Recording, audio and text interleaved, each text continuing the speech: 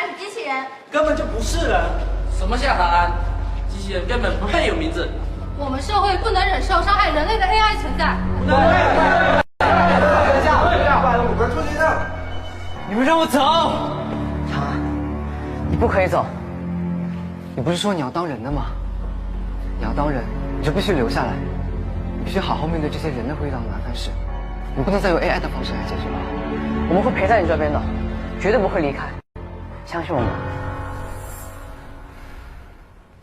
同学们，我是夏长安的朋友，高一班的隋玉。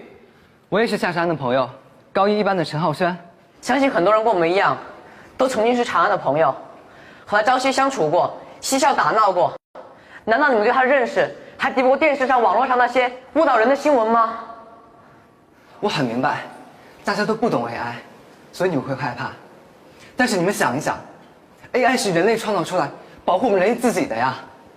更何况，他们还有阿西莫夫的限制，除非生命受到威胁，否则不会伤害我们人类的。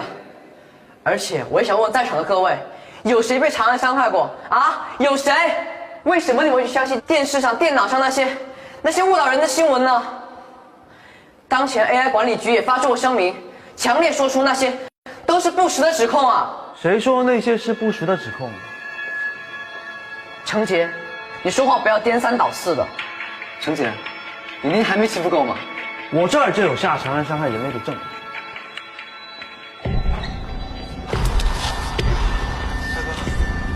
饶了我吧，我错了，我以后不敢了。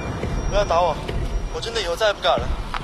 喂 ，AI 就可以这样打人吗？大家都看了没有？夏长安在光天化日之下公然伤害我，电视新闻上面报道的没有错。夏长安就是个会伤害人类的 AI 怪物。你说谎，程杰！长安从头到尾都没有动过手，那些声音都是你自己剪上去的。AI 居然会打人，太可怕了吧！同学们，那个视频都是恶意剪辑过的，他们有阿西莫夫的设定，不会伤害人类的。你当然会这样说，你跟他都是一伙的。你们就是一丘之貉，为虎作伥。把他们都围起来，别让他们跑。嘿，长安，你先走，走啊！你快去救林啊！快去啊！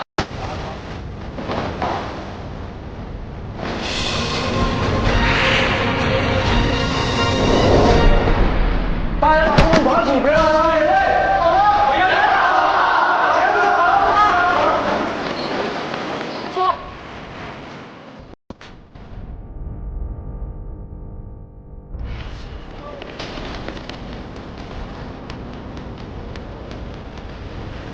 好，这边，我这边走。